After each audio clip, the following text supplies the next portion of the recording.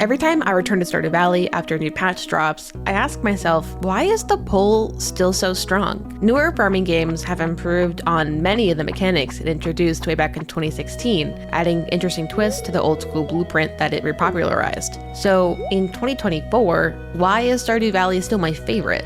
Well, it's because it is the model for farming games now. It may not be quite as refined as some of the sims it inspired, but none have managed to capture the raw lightning in a bottle that makes it so enduring either.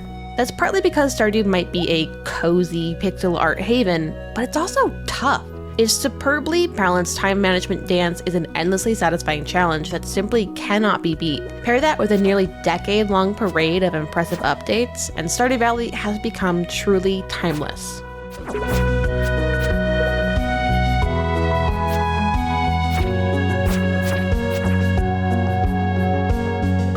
You may have thought that you were just going to be pleasantly plucking weeds and planting parsnips when you inherited your late grandpa's abandoned farm.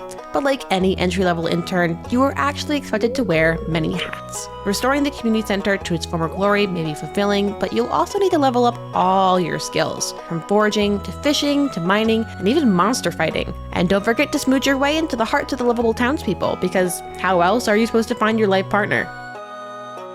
Stardew Valley gives you so much freedom and so many options that it can feel kind of aimless on your first playthrough. Besides the odd requests from your neighbors, you are given no larger objective, just a broad rags to riches goal. It's only as you get deeper that you realize what's at stake. Sure, you could play at your own leisure and find plenty of joy at a more relaxed, unoptimized pace, but you'll soon come to understand that forgetting to, say, gift Jody that cauliflower she wanted in spring could mean waiting a whole year before you get another chance. This makes Stardew Valley a deceptively tense balancing act of managing your time and multitasking efficiently. There are plenty of things to unlock that will slowly make that easier, be they stamina increases or upgraded tools. But if you want to do something like unlock the greenhouse before the end of year 1, then you'd better make sure you grow enough gold quality melons that first summer to complete the pantry bundle in the community center. Needless to say, an online guide could quickly become your best friend. This might sound like an overly rigid slog, but it certainly doesn't feel like one. Seasons are so fleeting that you're always incentivized to explore new areas and activities in order to find ways to accomplish your goals quicker.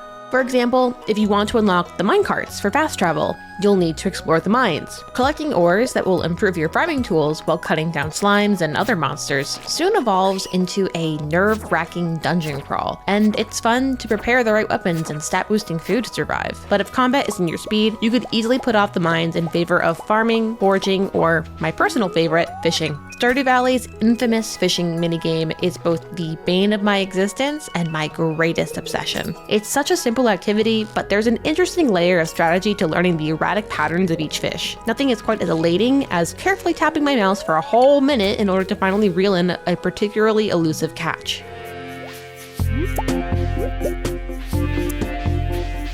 The joy of Stardew Valley isn't just in making the most of its jam-packed days. It's in all the little quirks and secrets you discover along the way, from heartwarming cutscenes with villagers to bizarre one-up quests that could have you delivering chowder to a strangely cognizant trash bear. Truly, so much character has been injected into this idyllic town. You are rarely doing the same thing for very long, and the quick pace of its roughly 14-minute days means it often feels like you never have quite enough time to do everything you might want to do. That may sound frustrating, but it's actually so absorbing. It forces you to strategize and plan out your tasks in advance, fueling that obsessive urge to keep playing because there's always some goal left half finished. In this way, each morning feels like embarking on a new dungeon run. How far will you get today? Will luck be on your side or will it work against you?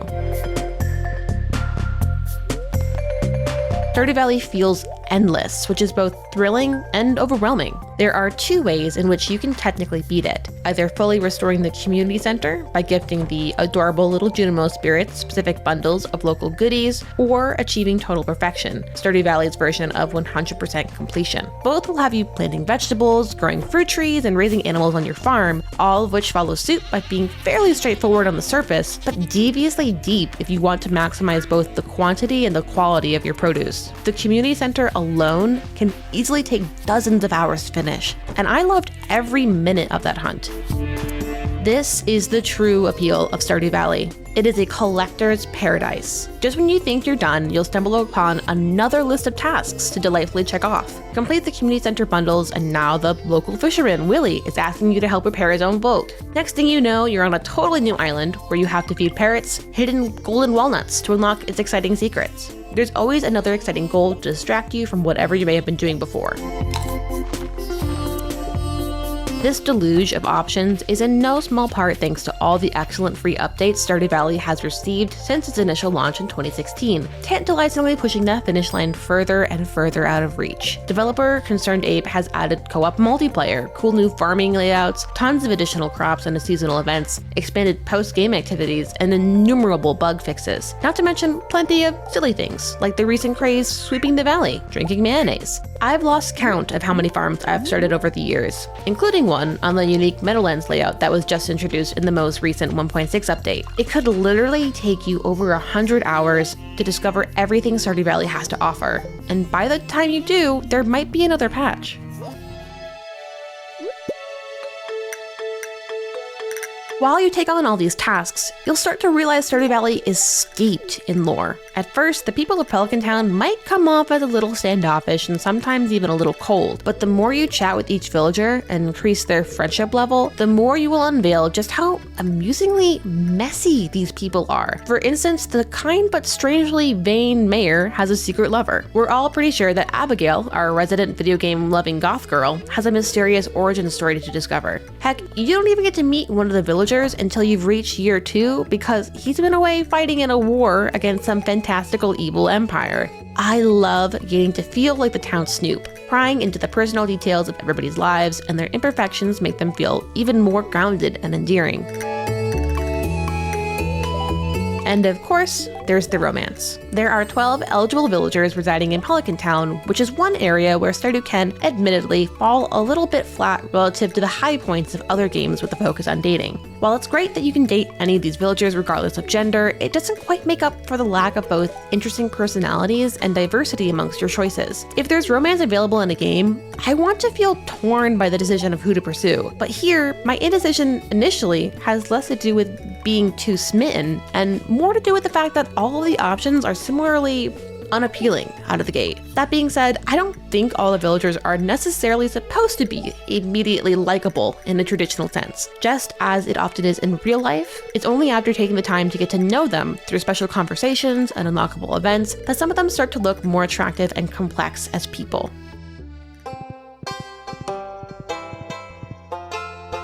Stardew Valley is not only the best farming game I've played, it's one of my favorite games of all time. That myself and others keep returning to this 8-year-old gem each time it gets even the smallest update speaks to how it's truly a masterpiece in the genre it both reinvigorated and has come to define. It is chock full of bizarre and memorable characters, moments, and conversations, not to mention a never-ending to-do list that fuels the completionist in me. It's also an intensely strategic adventure, using its cozy farming activities and cute pixel art to make the deeply engaging time management challenge underneath it all effortlessly inviting. Stardew Valley has earned a spot on your platform of choice as a modern classic, standing proudly alongside gaming's all-time greats. I've played countless hours already, and will surely play countless more because every time I boot it up, it feels like coming home.